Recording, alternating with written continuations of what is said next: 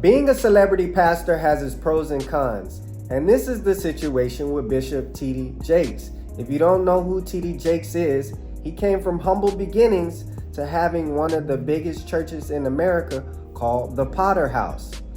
And a lot of people need to understand this. With great power comes great responsibility. But we'll get back to that subject in a second. If you're not aware of what's going on with T.D. Jakes, he has got himself entangled with Diddy because of the allegations that stem from Cassie's situation end up having some blowback on T.D. Jakes. And allegedly I say, it says T.D. Jakes and Diddy have been involved in these parties where male escorts and other men participated in these activities. Allegedly, again I say. So the internet took that and ran with it, and they were calling T.D. Jakes a power bottom on the internet. And a lot of times, people don't want to hear the truth when the lie is more entertaining. So I'm going to play a clip of him addressing it. I think this was Christmas Day, and then I'll come back on the next video. Out of concern, some of you come in to hear what I'm going to say. All of you who expect me to address a lie, you can log off.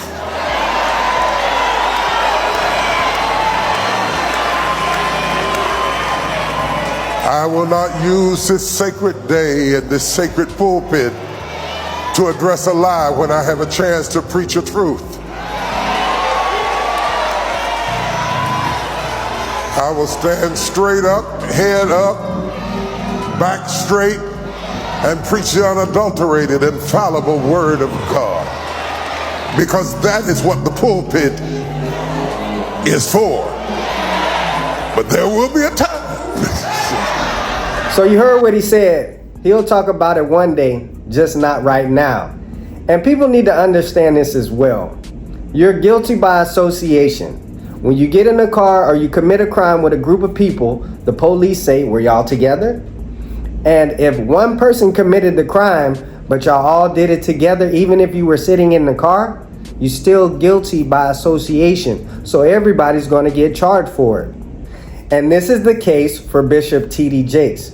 Currently, right now, he's just guilty by association. And you know what they say, birds of a feather flock together, right? So I'm going to play this audio of a young lady supposedly having the audio that was handed over from Cassie to the FBI, again, stemming from the situation with Diddy and Cassie that had blowback on Bishop T.D. Jakes. Anything, this is allegedly. Ain't nobody gonna catch me slipping, okay? Okay. So allegedly, Cassie has turned over evidence to the feds. Yes, to the feds.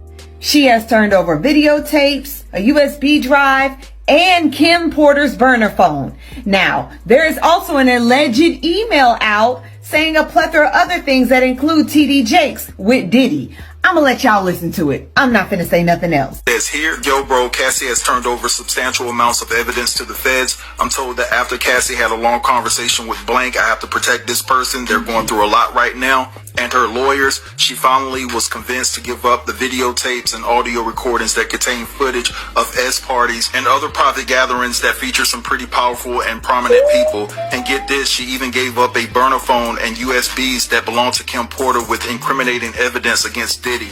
I'm told that there are a slew of artists, politicians, and entertainers that are about to be exposed and arrested for H10. I'm paraphrasing there, okay? H10. I'm told that Cassie's husband played a significant role in getting Cassie to turn over the evidence. It's to my understanding that Cassie felt that by exposing the truth, it would also make her look like a filthy Moor, and I'm paraphrasing there because some of the videos she turned in, it shows her getting number one, okay guys, I'm paraphrasing again, and committing more disgusting acts that she was forced to do. I'm also told that multiple male escorts corroborated the fact that T.D. Jakes have slept with multiple men at Diddy's parties and abroad, and they refer to him as being a power bottom.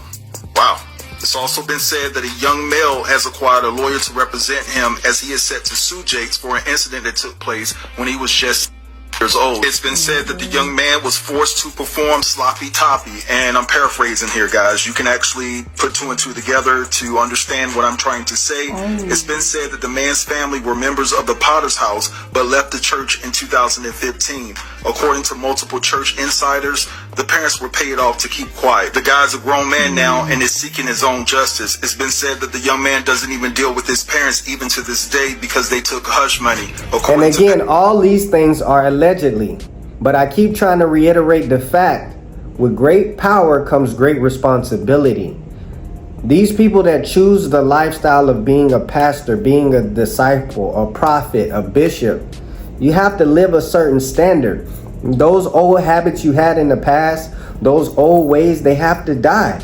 And you have to be the embodiment of Christ. You have to be the embodiment of a leader, a flawless person, right? But we all know people have flaws. So I never try to put myself in that position of trying to be this holy goody two-shoe person, because I know I like to hang out. I know I like to go to strip clubs. I know I like to have fun, and I like to do my thing. I do believe in a higher being, but I do not try to put myself in this holy position. And people have to be careful, because these prophets, right?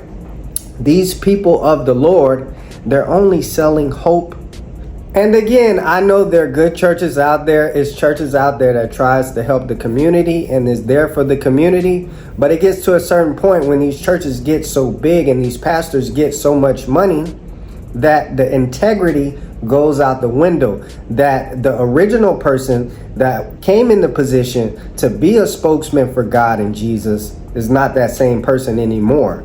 But he's not the only person that I have a dislike about these celebrity or prosperity pastors. Check this video out of this pastor. I live in the biggest house in the state of Louisiana. I have the biggest house of any preacher in America. I don't mean that arrogantly or pridefully. I have a name to my house, La Maison de Rêve, the house of dreams.